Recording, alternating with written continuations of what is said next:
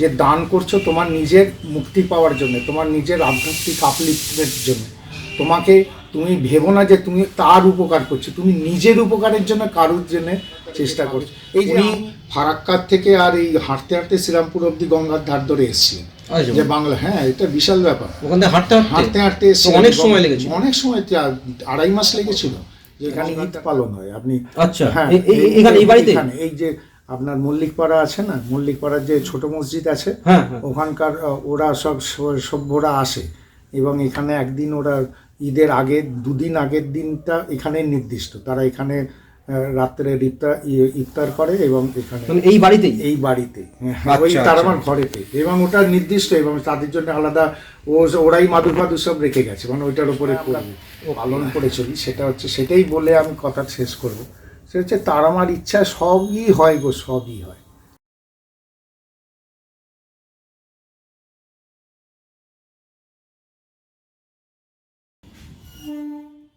নমস্কার বন্ধুরা, synergies corporate চ্যানেলের পক্ষ থেকে আপনাদের সবাইকে আরও একবার স্বাগতম।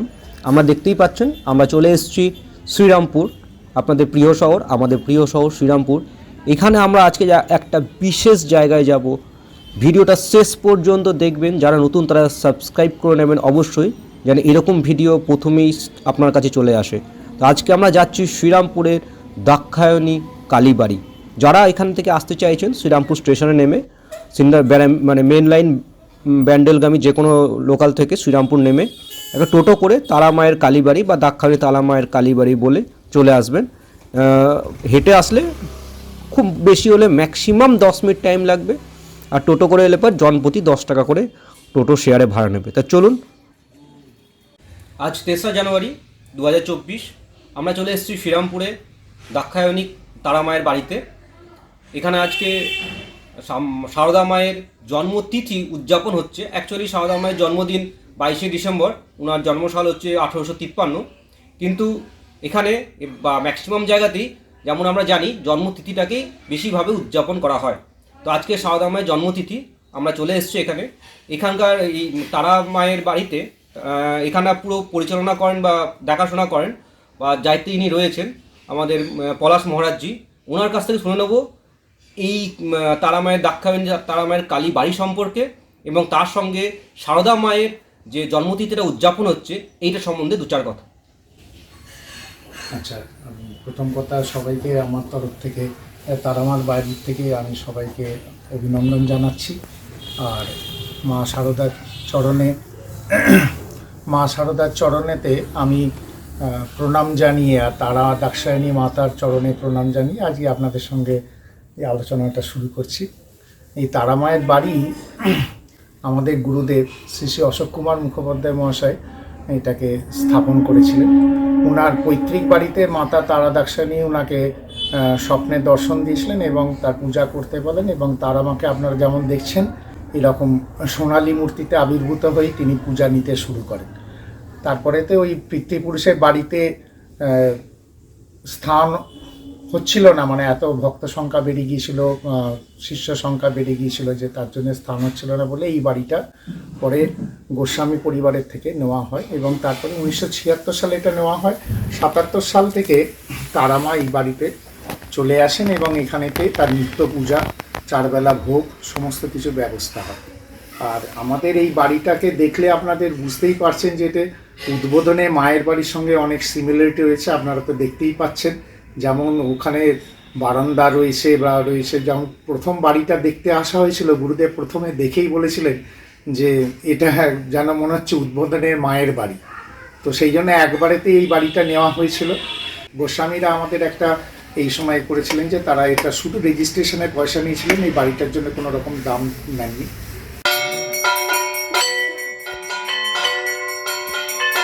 তারপরে 1977 সাল থেকে তারামা এই বাড়িতে আসেন। ফলোয়ারিনী তারা কালী পূজার দিন থেকে তারামা এখানেতে প্রতিষ্ঠিত হয়ে রয়েছে।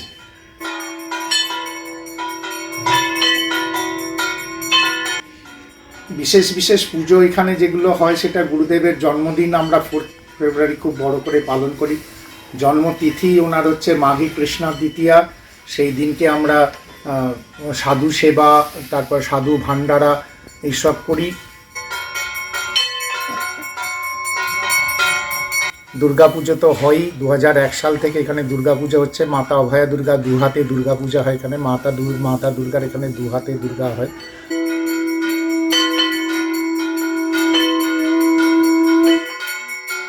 রটন্তী কালী, ফলহারিণী কালী এবং অমাবস্যার বিভিন্ন পূজা ছাড়াও যেটা বিশেষ আমাদের জোরতে হয় আজ মা শারদার তিথি পূজায় ওপরেতে, কারণ মা শারদাকে আমাদের গুরুদেব নির্দেশ করেছিলেন যে তিনি আদ্যাশক্তি মহামায়া। উনার যদি ঠিক ঠিক পুজো করা যায় তাহলে পরে ঋদ্ধি সিদ্ধি এবং ভক্তি মুক্তি সবটাই পাওয়া যায়। তো আমরা মায়ের পুজো সেই জন্য খুব বেশি করেই করি এবং খুব আনন্দের সঙ্গে সবাই এর মধ্যে যোগদান করি। তিনি তো বৈকুণ্ঠ থেকে এসেছেন, কেউ বলেন তিনি মা লক্ষ্মী, কেউ বলেন তিনি অবতারের সঙ্গিনী, কিন্তু আমরা যেটা বুঝেছি বা নিজেদের ভক্তিভাব দিয়ে যেটা বুঝেছি, তিনিই হচ্ছেন জগৎজননী, তিনি হচ্ছেন আদ্যাশক্তি মহামায়া। তার থেকেই জগতের সৃষ্টি, তারই সব রূপ। এই কালী দুর্গা যা দেখছেন সবই মা শারদারই বিভিন্ন রূপ, বিভিন্ন সময় বিভিন্ন প্রয়োজনে এটা হয়েছিল।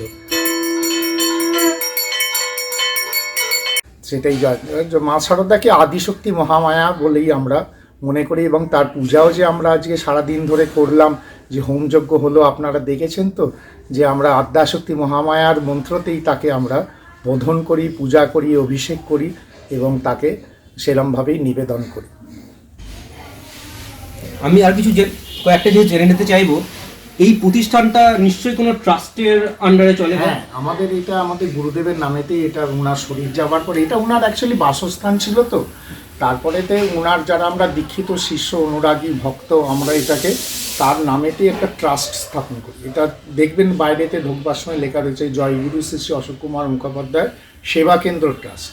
কারণ ওনার একটা যেটা ছিল যে উনি সেবা কার্যটাকে খুব মাহাত্ম্য দিতেন এবং স্বামীজির ওই যে মন্ত্র শিব জ্ঞানেতে জীবের সেবা, সেটা তিনি একদম ভালো করে বিশ্বাস করতেন। এবং একটা ওনার জীবনে আমরা যেটা দেখেছি, উনি যাকে যা সেবা দিতেন বা দান, যেটাকে আমরা দান বলি আর কি, যদি ডান হাত দিয়ে দিতেন তো বাঁ হাত জানতে পারতো না, মানে একটা একদম গোপন হিসাবে। এবং সেটাই উনি আমাদের কাছে আদর্শ হিসাবে রেখেছিলেন, যে তুমি যে দান করছো তোমার নিজের মুক্তি পাওয়ার জন্য, তোমার নিজের আধ্যাত্মিক আপলিফ্টের জন্য, তুমি ভেবো না যে তুমি তার উপকার করছো, তুমি নিজের উপকারের জন্য কারোর জন্য চেষ্টা করছো। এই যে আমি সত্যি কথাই বলছি, মানে খুব প্র্যাকটিক্যাল আজকে যে কথাটা বলছি, এই আপনাদের সঙ্গে যে আমি কথা বলছি, আমার মনে হচ্ছে আমি আপলিফটেড হচ্ছি, কারণ তাদের কথা আলোচনা করতে পারছি, তাদের কথা বলতে পারছি। শুধু আপনাদের জ্ঞান বৃদ্ধি হচ্ছে না, আমার নিজের বৃদ্ধি হচ্ছে, হ্যাঁ আমি ঋদ্ধ হচ্ছি, আমি সমৃদ্ধ হচ্ছি, আরও যেটাকে বলা যেতে পারে আমি ঋদ্ধ হচ্ছি। এটা হচ্ছে ব্যাপার। আর ট্রাস্টের যা হয়, আমাদের অনেকগুলি শাখা আছে, যেমন তার আমার বাড়ি বললে শুধু পুজো পাঠের ব্যাপারটা হয়, সেটা যেমন দুর্গাপূজায় কথাগুলো। ট্রাস্টের কথা যখন আসবেন, ট্রাস্টে আমাদের বহুমুখী কাজ চলে।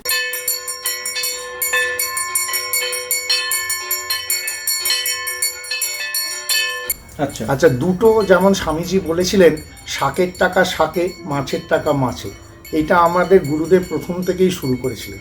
ওনার একটা ছোট্ট কাঠের বাক্স ছিল, খুব করা, তার মধ্যে এটা আটার টাকা, এটা চালের টাকা, এটা লোককে দেওয়ার টাকা, এটা ভিখারিকে দেওয়ার টাকা, এইসব ভাগ করা থাকে। কোনো টাকার সঙ্গে কোনোটা মেলানো যাবে না। আর ঠাকুর ওটাই বলতেন, যেটার জন্য তুমি যেটা বাজেট করেছো, যেটা রেখেছো, সেটা করো। তা আমাদের ট্রাস্টের মূল মন্ত্র সেটা। আমাদের ট্রাস্টের মূল মন্ত্র হচ্ছে স্বামীজির কথা, জগৎ হিতায় আত্মমোক্ষণার্থায় চ, জগতের উপকার করো নিজের মুক্তির জন্য।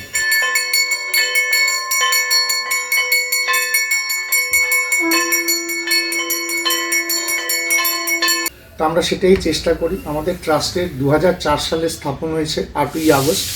তারপর থেকে আজ অবধি এখানেতে চ্যারিটেবল একটা ক্লিনিক চলে, তাতে ডাক্তারবাবুরা আসেন, কিছু ডাক্তারবাবু পেড ডাক্তার আছেন, তাদের পেমেন্ট করা হয়। হোমিওপ্যাথি না অ্যালোপ্যাথি? হোমিওপ্যাথি বেস্ট, মেন আমরা হোমিওপ্যাথির প্রচারক। আর অ্যালোপ্যাথি হয় যেমন আই ক্লিনিক হয়, যখন কোনো হেলথ ক্যাম্প হয় তখন সেগুলো অ্যালোপ্যাথিকই হয়। আর হোমিওপ্যাথিটা আমাদের রেগুলার চলে, সপ্তাহে যে 4-5 দিন করে আমাদের চেম্বার চলে সেটা চলে। ফিজিওথেরাপিও হয়, তার মধ্যে অ্যালোপ্যাথি ডাক্তাররা বেশি আসেন। হাড়ের ডাক্তার আসেন, চোখের ডাক্তার আসেন, দাঁতের ডাক্তার 1-2 বছর এই করোনার পর থেকে আসতে পারছেন না, তিনি ট্রান্সফার হয়ে গেছেন বলে, ওটাও একটা ডিপার্টমেন্ট আছে। অনেকগুলো সেবামূলক কার্যকলাপ ওটা চলে এখানে। ওটা তো ক্লিনিক্যালি গেল। আচ্ছা, এছাড়া এইগুলো যে চলে এগুলো কি মানে যদি কেউ আসতে চায় সেক্ষেত্রে চার্জেবল না? চার্জেবল মানে আমরা ওখানে একটা টোকেন ডোনেশন, সেখানে একটা হচ্ছে, হ্যাঁ, সেটা হচ্ছে একটা টিকিট করা হয়, সেটা হচ্ছে 5 টাকা করে। মানে যতই ওষুধ তাকে দেওয়া হোক না কেন 5 টাকায়, তার বেশি আর চার্জ করা হয় না। ওকে ওকে। আচ্ছা, 5 টাকাটা হচ্ছে টোকেন ডোনেশন। সেটা দিয়ে আমরা যেটা করি, আপনাকে খোলাখুলি বলছি, লুকোনোর কিছু নেই। এই তারামার আর যে পুজোর যে ফুলমালা লাগে সেইটার মধ্যেই ওটাকে ইনভেস্ট করে দেওয়া হয়। তো মানুষের মধ্যে একটা থাকে যে দুস্থ মানুষ হলো তার একটা আত্মমর্যাদা বোধ। আমাদের গুরুদেব এই আত্মমর্যাদার ওপর খুব জোর দিতেন, যেটা স্বামীজি বারবার বলে গেছেন, সেলফ রেসপেক্ট, সেলফ এস্টিম। তো গুরুদেব এটা খুব মানতেন এবং তিনি ওইটা করতেন কি, সেই কথাতে আমরা অনুসরণ করি যে আমি যখন 5 টাকা কাউকে দিচ্ছি না, আমার ওটার উপর একটা দাবি হয়ে যায়। হ্যাঁ, ফ্রিতে নয়, না ফ্রিতে নিচ্ছি না, আমি ফ্রিয়ের লোক নই। তো সেই রেসপেক্টটাকে রাখার জন্য এটা 5 টাকাই নেওয়া হয়। যদিও তাকে 150-200 টাকার ওষুধ দেওয়া হয়, যাই হোক, 5 টাকাই নেওয়া হয়। বাকিটা আমরা ডোনেশন কালেকশন করি, তার মধ্যে থেকে আমরা জোগাড় করে নিয়ে আসি। আর এছাড়াও আমাদের আরও 2টো উইং আছে। একটা হচ্ছে এডুকেশন উইং। এডুকেশনের মধ্যে আমরা যেখানে আগে এখানে ফ্রি স্কুল চলতো, করোনার আগে অবধি চলেছে, কোচিং টাইপের, কোচিং, এবং তাদের সমস্ত এক্সপার্টাইজ টিচার আসতেন। তো করোনার পর থেকে স্টুডেন্টরাই আর আসে না, তো এই জায়গাটা বন্ধ হয়েছে। মানে ওটা কি কোনো বোর্ডের অনুসরণ করে হতো, মানে সিবিএসসি বোর্ড বা না, স্কুলের যে বাচ্চাদের কোচিং নেওয়ার ক্ষমতা নেই, দুস্থ বাচ্চাদের, তাদের এখানে ফ্রি কোচিং দেওয়া হতো। কোন ক্লাস থেকে কোন ক্লাস পর্যন্ত হতো? মোটামুটি ক্লাস 5 থেকে ক্লাস 10 অবধি। আচ্ছা, ওটা ভবিষ্যতে আবার শুরু করার পরিকল্পনা? আবার টিচাররা, স্টুডেন্টরা এসে যদি বলে, টিচাররা রেডি আছে, কারণ আপনারই মতন মানুষ এসে এখানে সেবা দেয়। আলাদা কেউ নেই তো, আমারই ভাই, আমারই বোন, আপনারই ভাই, আপনারই দাদা, তারাই এসে সেবা দেয় এবং তারা উৎসাহিত আছে। যদি স্টুডেন্ট আবার ফিরে আসে, আমরা আবার এটা শুরু করব। খুব ভালো, খুব ভালো একটা এটা খুব ভালো। আমাদের খুব এই যে এখন যে ছেলে মেয়েদের দেখছেন যারা এখানে সেবা দেয়, অনেকের সঙ্গে আপনারা তো পরিচিত হলেন সকাল থেকে, শুভঙ্কর, এরা সবাই আমাদের ফ্রি কোচিং এর স্টুডেন্ট, এবং তারা আমাদের আদর্শে তারপরে অনুপ্রাণিত হয়ে তারা এখানে যুক্ত হয়ে গেছে এবং নিজের বাড়ি থেকে এটা বেশি আপন করে নিয়েছে। আচ্ছা, এছাড়া আমরা একটা স্কুল চালু করেছিলাম, সেটা হচ্ছে হরিভক্তি পাঠশালা বলে, সেটা আমাদের আজহাপুর গ্রামেতে। তো ওখানে তো ওটা কোথায়? আজাপুরটা হচ্ছে ওই চুঁচুড়োর আর হরিপাল থেকে চুঁচুড়োর একটা রাস্তা আছে, ওর মধ্যখানেতে এই আজাপুর বলছেন, আমরা গাছি বলে জায়গাটা। আজাপুর আশ্রমটা একটা আমার হাতে প্রতিষ্ঠা একটা আলাদা আশ্রম, সারদা আশ্রম আছে। ওই আমরা গাছিতে একটা আমরা প্রাইমারি স্কুল একটা চালু করেছিলাম, ক্লাস 1 to 4, শুধু প্রাইমারি। হ্যাঁ, তো সেখানেও এখন কিছু কিছু আর্থিক ব্যবস্থা এবং ওখানকার যে গ্রামের লোকেদের সঙ্গে কিছু কিছু মতবিরোধ পার্থক্যের জন্য আমরা এখন ওখান থেকে সরে এসেছি। তো উই আর থিঙ্কিং যে আমরা যদি নতুন করে আবার একটা স্কুল এরকম করা যেতে পারে। এবার যাব, যেটা আমাদের ইচ্ছা আছে যে ইংলিশ মিডিয়ামের উপর কাজ করার। কিন্তু বর্তমান দিনে এডুকেশনের উপর আমরা যেটা কাজ করছি, আমরা যারা মেধাবী ছাত্র আছে তাদের যদি বই খাতার অভাব হয়, সেটা আমরা প্রোভাইড করি। এই তাদের কি কোনোভাবে দরখাস্ত কিছু করা বা এসে দেখা করা, কিছু দরখাস্ত করতে, এবং তাকে ওই স্কুল বা কলেজের প্রফেসরদের অ্যাটেস্টেড লাগবে যে ও ইকোনমিক্যালি পুয়ার বা সামথিং। সে কারণে আমাদের ওইটা যাচাই করার আর কোনো ওয়ে আউট নেই, সেই জন্য তাদের ওখানে পলিটিক্যাল লোকেদের দিয়ে সার্টিফিকেট দিলে হবে না। ওই যে কলেজ বা টিচার বা হেডমাস্টার ওনাদেরই হবে। আপনি যে সারদা মায়ের একটা আশ্রম সম্বন্ধে বলছিলেন, ওইটা কি ব্যাপারটা একটু জানতে পারি? আচ্ছা, ওটা আজাপুরেতে, বর্ধমানেতে যে একটা জায়গা আছে আজাপুর বলে, সেখানে একজন মাতাজি ছিলেন। উনি মা সারদার প্রথম শিষ্য, জ্ঞানানন্দজির প্রথম মন্ত্র শিষ্য। আচ্ছা আচ্ছা আচ্ছা। তিনি খুব, তো ওনার শরীর গেছে, তিনি আমাকে খুব সন্তান স্নেহ করতেন এবং তার খুব ইচ্ছা ছিল যে ওনার গ্রামেতে একটা আশ্রম প্রতিষ্ঠা করার জন্য। তো সেই আশ্রমটা গুরু কৃপায়, মায়ের ইচ্ছায় এখনো চলছে এবং সেটা এখন সরকারি সাহায্য প্রাপ্ত হয়ে গেছে। এখন তারা নিজেদের পায়, গভর্নমেন্ট রেজিস্টার্ড আশ্রম। টাটারাও সেখানে এখন ডোনেশন করে, মানে আমাদের ডোনেশনটার জন্য তাদের আর ওয়েট করতে হয় না, মুখাপেক্ষী হতে হয় না। সেটা মা ঠাকুর সেটা ব্যবস্থা করে দিয়েছেন আমাদের তো একটা লিমিটেড রিসোর্স। এখন যে জায়গাটা ওনারা পৌঁছে গেছেন বা গ্রামের মধ্যে যা কাজ আমরা শুরু করেছিলাম সেটা এখন মানে মহিরুহু পরিণত হয়ে, সে তো আছে আমাদের 10 রামকৃষ্ণ সারদা সেবাশ্রম। ওটা আমাদের ওটা অনেক বছর আগে স্বামী গণানন্দজির হাতে প্রতিষ্ঠা হয়েছিল, ভাব প্রচারের সঙ্গে যুক্ত। আমাদের গুরুদেব ওইখানে কী করলেন, পঞ্চবটি স্থাপন করে একটা দোতলা বিল্ডিং তৈরি করলেন। আমি ওখানে ব্যক্তিগতভাবে 9 বছর প্রায় ভাইস প্রেসিডেন্ট ছিলাম। এখনো ভাব প্রচারের আন্ডারে, এই 16ই ডিসেম্বর আমি গিয়েছিলাম ওদের বার্ষিক উৎসবে। ওটা কি সরকারি আন্ডারে চলে গেছে? না, ওটা এখন বেলুর মঠের ভাব প্রচারের আন্ডারে আছে, কিন্তু ডোনেশন নির্ভর আশ্রম, সেখানে এখন আমাদের ডোনেশন চলে, ব্যবস্থা সেরকম ভাবেই চলছে। কিন্তু ঠিক আছে, তারা যে জায়গাটা পৌঁছে গেছে তারা দে আর সেলফ স্যাটিসফাইড এখন। মানে শুধুমাত্র কর্মপদ্ধতিগুলো নিয়ে আলোচনা করা বা সেটা তাদের গাইডলাইনটা ছাড়া ফিনান্সিয়ালি সেরকম তাদের সাপোর্টটা এখন আমাদের দিক থেকে দরকার পড়ে না। হ্যাঁ, আর এডুকেশনের ওপর এই মেধাবী ছাত্রদের বই খাতা দেওয়ার থেকে এই আগামী 12ই জানুয়ারি আসছে চন্দননগর আশ্রমেতে গিয়ে আমরা ওখানকার যত এলাকার দুস্থ বাচ্চাদের খাতা ফাতা দেওয়ার একটা প্ল্যানিং চলছে, সেটা আশা করি সাকসেসফুলও হয়ে যাবে। এবং ইচ্ছা আছে তো প্রায় 100-150 বাচ্চাকে খাতা এবং লেবু টেবু সমস্ত কিছু দিয়ে একটা ব্যবস্থা করা। আচ্ছা, এটা নিত্য আরতি নাকি? এটা সন্ধ্যের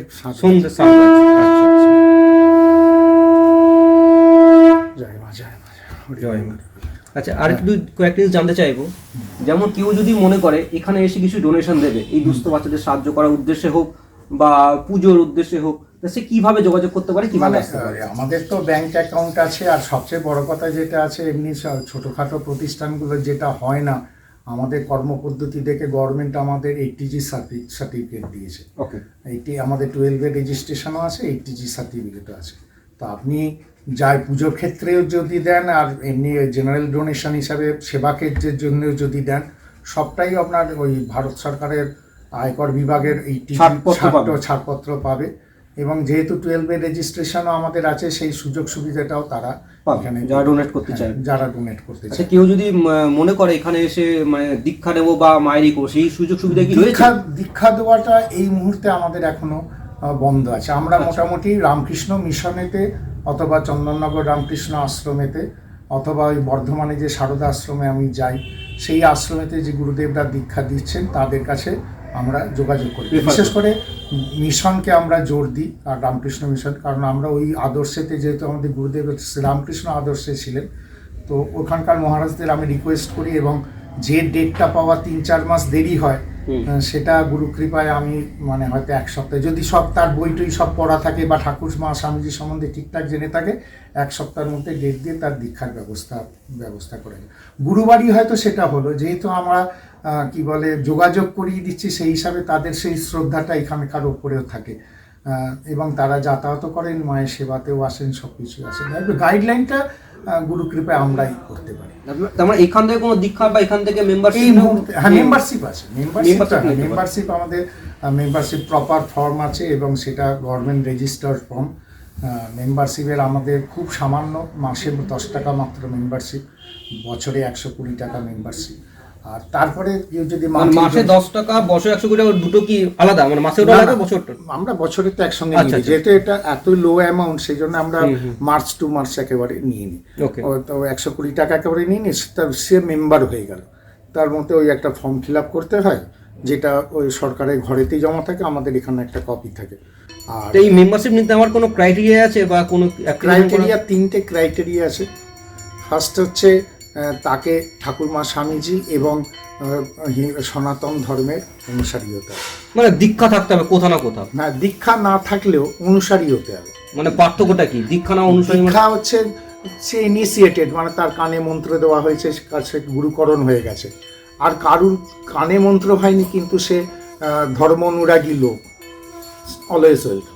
সেটা বুঝবেন কি করে সে ধর্ম অনুরাগী? সেটা বোঝা যায়, মানে কথা বলে বোঝা যায়, ওটা এক্সপিরিয়েন্স।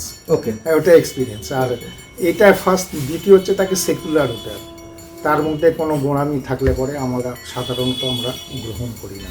মানে ওপেন মাইন্ডেড হতে হবে, সাবমিটিভ হতে হবে। তারপরে লোকের প্রতি তার প্রেম থাকা চাই। এটা হচ্ছে প্রথম যে 3টে পয়েন্ট হচ্ছে এটা। বাকিগুলো তো দৈবিক গুণ যেগুলো আমরা বুঝি, সেগুলো তো থাকতেই হবে। কিন্তু এইটা হচ্ছে এই তিনটে খুব আমরা জোর দিই। প্রথম হচ্ছে তাকে অপরের প্রতি তার যেন প্রেম থাকে, মানে মানুষকে যেন সে ভালোবাসতে পারে। আমার যদি ভালোবাসাই ভেতরে যদি না থাকে আর আমি একটা অর্গানাইজেশনের সঙ্গে যুক্ত হলাম, তার দ্বারা কোনো কাজ হবে না, ওই বসে পিএনপিসি হবে। একদম বাস্তব কথা। বাস্তব কথা। আর আমাদের ওইখানে আমাদের গুরুদেব একটা সবসময় বলতেন, পরচর্চা কখনো করিসনি, পড়া চর্চা কর। পরচর্চা মানে অপরের সম্বন্ধে আলোচনা, পরাচর্চা মানে ঈশ্বরের সম্বন্ধে। ঠিক। হ্যাঁ, আর আত্ম উন্নতির জন্য এখানে আয়, মোবাইলের উন্নতির জন্য আছে। আমি আমার ছোটবেলার কথা বলছি, মানে তখন সবে নোকিয়া মোবাইল বেরিয়েছে, আমার একটা নোকিয়া মোবাইল সকলের আশীর্বাদে হলো। সেই মোবাইল নিয়ে সারাদিন পড়ে থাকতাম। ঠাকুর ওটা বলতেন, মোবিলে উন্নতি করিসনি, নিজের উন্নতিটা আগে কর। যেটা বর্তমান দিনে বোধহয় খুব বেশি এখন আসক্ত যেখানে হয়ে গেছে, সেটা বোধহয় আগের থেকে উনি দেখতে পেয়েছিলেন। মানে অ্যাডিক্টেড হয়ে গেছে মানুষ অ্যাকচুয়ালি। ঈশ্বরের প্রতি অ্যাডিকশন কম, মোবাইলের প্রতি অ্যাডিকশনটা বেশি। ঈশ্বরের প্রতি অ্যাডিকশনের এত বেশি দরকার নেই, সমাজের প্রতি যদি অ্যাডিকশন হয়, সমাজের আমি উন্নতি, এটা হচ্ছে আমার গুরুদেবের প্রথম কথা। আমাকে যেমন একটা বলছি, একটা ছোট্ট উদাহরণ দিচ্ছি। আমাদের 2-3 জন যারা আমরা সমবয়সী এখানে গুরু ভাই, আমরা সবাই একসঙ্গে থাকতাম। তো আমাদের একটা টার্গেট ছিল, শ্রীরামপুর স্টেশনে যে লোকেরা শুয়ে থাকে তাদের তুলে নিয়ে সেখানে রোজ খাওয়ানো।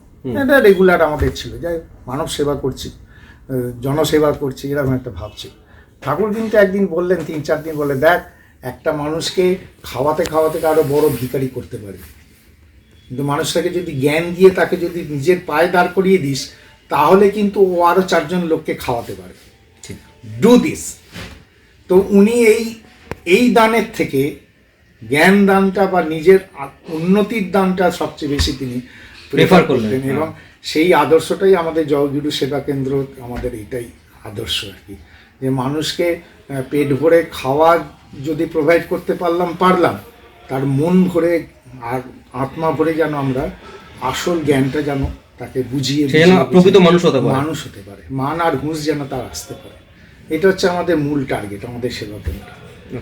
আচ্ছা, আমি শেষ আরেকটা ছোট্ট কোশ্চেন করবো। যদি কোনো আমাদের দর্শক বন্ধুদের মধ্যে কেউ এখানে আসতে চায়, তাহলে এখানে আসার কি কোনো দিন বা কিছু রয়েছে, সেই বা কোনো সময়, যে সময় আসলে তারা? আমাদের মোটামুটি সকাল 7:30টার সময় গেট খুলে যায়। ঠিক আছে, তো সকাল 7:30টার থেকে আর দুপুরবেলা একটা 1:30টার সময় যখন ভোগ রাগ হয়, তখন অবধি দর্শন করা যেতে পারে।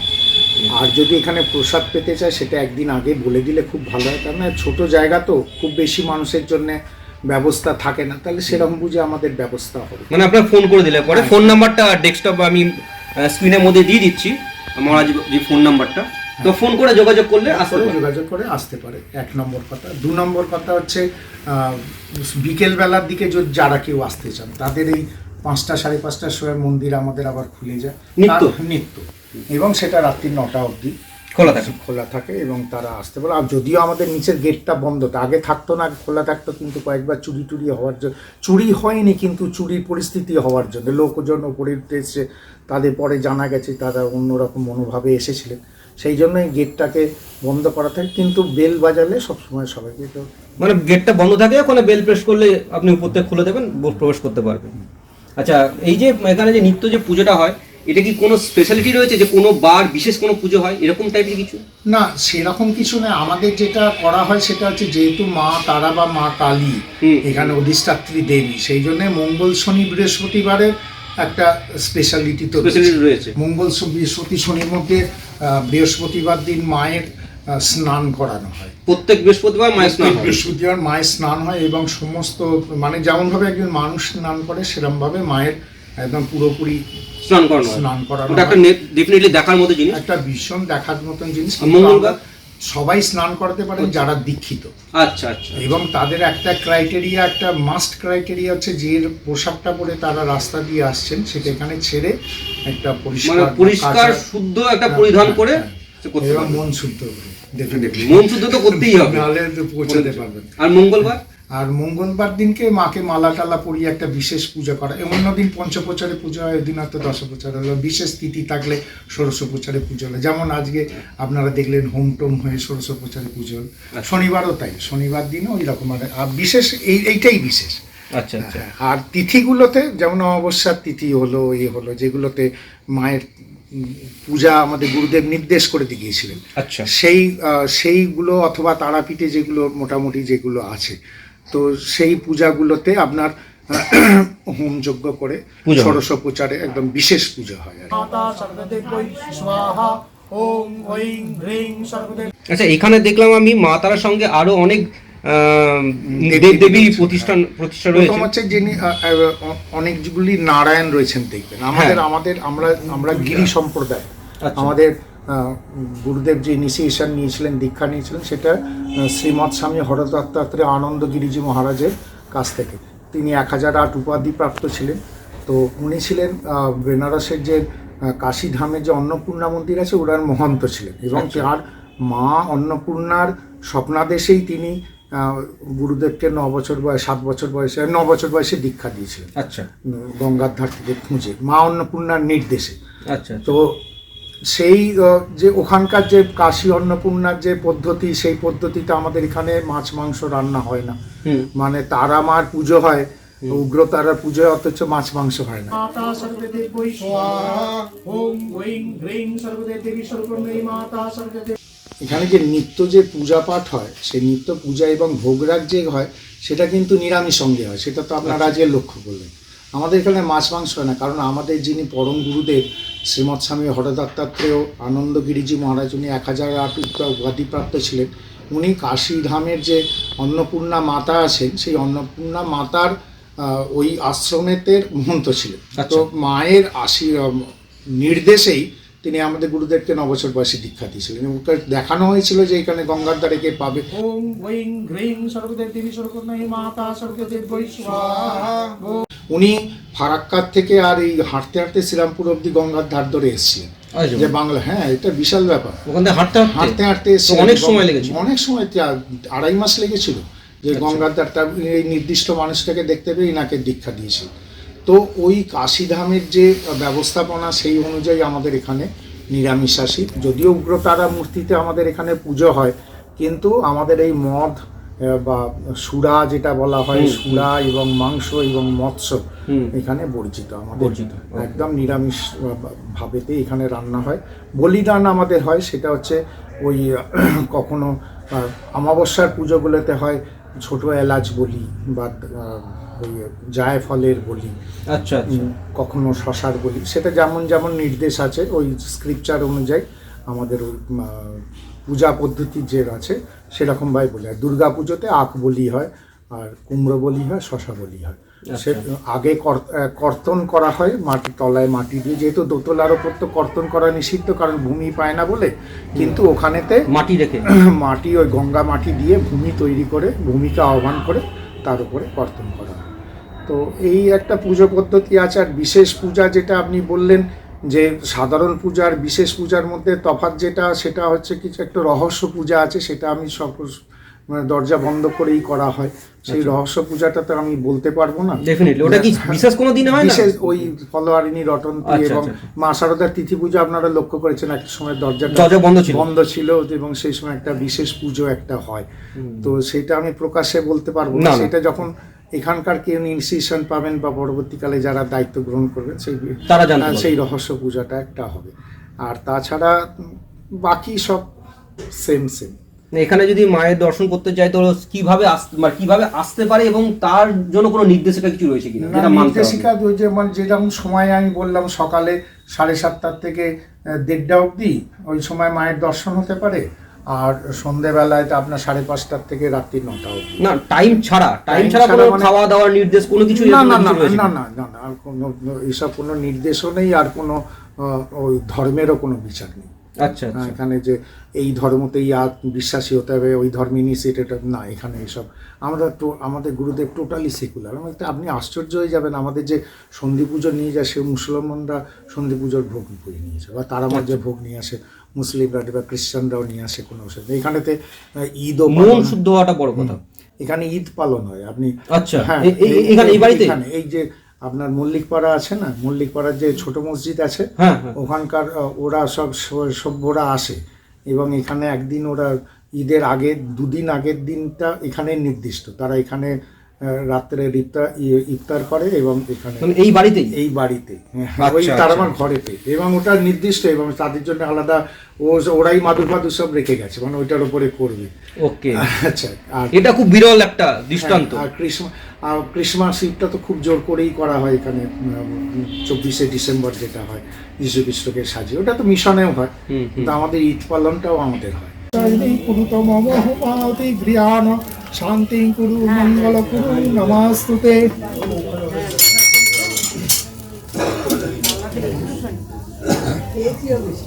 ওম ভূস্বাহা ইদমগ্নয় ওম ভূস্বাহা ইদমগ্নয় ওম স্বস্বাহা ইদমগ্নয় ওম ভূর্ভুবস্স্বাহা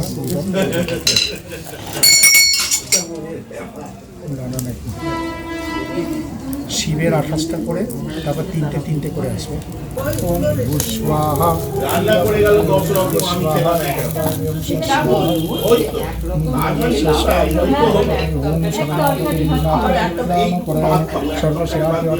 নারায়ণী নমস্তে জয় মাতা তার দর্শনী কুন্ত মঙ্গল জ্ঞান শান্তি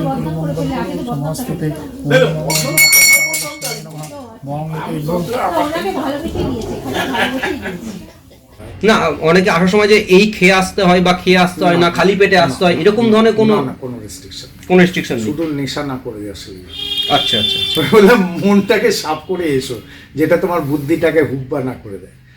ব্যাস, নেশা না করে তুমি এসো, যে কোনো খাবারের ওপর কোনো রেস্ট্রিকশন, যেই খেতে হবে ওই খেতে হবে না, সরি মানে ভর্তি পেটেও আসতে পারে, এবং চাইলে মাছ মাংস ডিম খেয়েও যদি আসে সেক্ষেত্রে তার মন শুদ্ধ থাকলে যথেষ্ট। মায়ের কি ভোগ হচ্ছে তোমার দেখা যাবে, তুমি কি ভোগ দিয়েছো ওতে আনন্দ। আমাদের মানে যারা এখানে ইনিশিয়েটেড তারা সবাই মাছ মাংস খায়, কোনো আপত্তি নেই। আমি খাই না বলে তারা খাবে না কেন? নিশ্চয়ই। আচ্ছা, আর একটা শেষ কথা জিজ্ঞেস করবো, যদি কোনো দর্শকবৃন্দ এখানে আসতে চায় শ্রুতিবন্ধু, তাহলে কিভাবে আসবে? এলে সহজ, শ্রীরামপুর স্টেশন থেকে তো তারামার বাড়ি বললে জোড়াবাড়ির কাছে তারামার যে কেউ বলে, গুগল ম্যাপেতে আমাদের পয়েন্ট আউট করেছে, সেটা আপনি আপনার ডেসক্রিপশনে দিয়ে দিতে পারেন যে তারামার বাড়ি বলে। ওখানে কি বলে সার্চ করবে? শুধু তারামার বাড়ি বললেই হবে? TARAMAR BARI, একদম খুব সিম্পল লিখেছি আমি। জয়গুরু সেবা কেন্দ্র ট্রাস্ট লিখলেও হয়ে যাবে, যে কোনো একটা। ও তো আসলে পুরো ডিটেলসটা দিয়ে কোনো অসুবিধা নেই। GT রোড দিয়ে যদি আসে বা দিল্লি রোড দিয়ে আসে, কোনো দিক থেকে কোনো সমস্যা। আর কোনো মেসেজ বা কিছু আমাদের শ্রোতা বন্ধুদের দেওয়ার মতো কিছু আছে? মেসেজ, আমাদের গুরুদেবের একটা উপদেশ যেটা সবসময় আমরা পালন করে চলি, সেটা হচ্ছে, সেটাই বলে আমি কথা শেষ করব। সেটা হচ্ছে, তার আমার ইচ্ছা সবই হয় গো, সবই হয়। এটা যেন বিশ্বাস করতে হবে। স্বামীজি যেমন বলেছেন না, আগে আত্মবিশ্বাসী হও। ঠাকুর বলছেন বিশ্বাসের দুভাগ হয় না, হয় তুমি বিশ্বাসী নয় অবিশ্বাসী। অন্ধবিশ্বাস বিশ্বাস এসব কোনো কথা হয় না। সেরকম আমাদের গুরুদেব বলছেন, তার আমার ইচ্ছায় সবই হয় গো, সবই হয়। বিশ্বাস করো, এটা আমি তোমাদের বলছি, সত্যি বিশ্বাস করো, সবই হয়। আমার এক্সপিরিয়েন্স, আমি এখানেতে 85-86 সালে এসে, 84 সালে আমার দীক্ষা। আচ্ছা। আর 90 সাল থেকে আমি এখানে আছি। আচ্ছা। 97 সালে আমার গেরুয়া। তো আমি এত কিছু গুরুদেবের সঙ্গে থেকে দেখেছি, আর এত মানুষকে পেতে দেখেছি, এত করুণাময়ী মা আমাদের, যে বিশ্বাস করা যায় না। বিয়ে হচ্ছে না, আমাদের এই পুরুদমশাই এসছেন, পুরুদমশাই নির্দিষ্ট পুরুদমশাই, তিনি তাকে বললে এই মায়ের সিঁদুর নিয়ে যাও, বিয়ে হয়ে যাবে, বিয়ে হয়ে গেল। এরকম মানে তার আমার ইচ্ছা সবই, যেটা ইম্পসিবল একদম লাগছে সেটাও সম্ভব। আর গুরুদেবের আরেকটি কথা, সেটা হচ্ছে কোনো কথাকে হ্যাঁর দিক থেকে দেখবি, আবার নায়ের দিক থেকে দেখবি। আচ্ছা, এভরিথিং ইজ পসিবল। ঋষি অরবিন্দের একটা কথা আমার মনে পড়ছে এই সূত্রেতে, সেটা হচ্ছে সত্য তোমার কাছে আপেক্ষিক মাত্র। একটা টেবিল তোমার কাছ থেকে দূরে সরে যাচ্ছে, ওর কাছে কিন্তু কাছে আসছে। তার ট্রুথ ইজ, মানে এটা আপেক্ষিক। হ্যাঁ, সেই রকম ঠাকুর বলছেন আমাদের যে কোনো কথাকে একবার হ্যাঁর দিক থেকে দেখবি, একবার নায়ের দিক থেকে, উভয় পক্ষ থেকে বিচার করে দেখতে হবে। বিচার করে না দেখে কিন্তু কোনো ডিসিশন নিতে হবে। সবসময় হ্যাঁর দিক থেকেও দেখতে হবে, নায়ের দিক থেকে দিতে হবে। আর যদি ভালোবাসা দিতে হয়, এক মন ভালোবাসা, মানে মন, এখানে 1 মন মানে 40 কেজি নয়, এখানে 1 মন মানে হচ্ছে পুরো মন ভরে। মন ভরে ভালো। আরেকটি উপদেশ সেটা বলে আজকে শেষ করব, সেটা হচ্ছে অন্তরে একমাত্র মনোরমাকে বসিয়ে। মনোরমা মানে মা। মা। হ্যাঁ, তিনি ছাড়া অন্তরে কেউ থাকবে না। তুমি সংসারে আছো, তোমার সংসার না, এটা মায়ের সংসার, যিনি ভেতরে আছেন। তুমি পড়াশোনা করছো, তোমার পড়াশোনা না, মায়ের পড়াশোনা। বন্ধুর সঙ্গে মিশছো, তোমার ভালোবাসা বন্ধুর প্রতি না, মায়ের ভালোবাসা।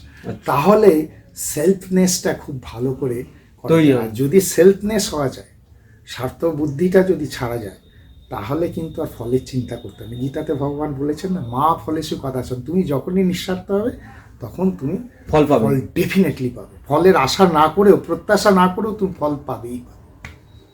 এক্স্যাক্টলি। জয় ঠাকুর, জয় মা।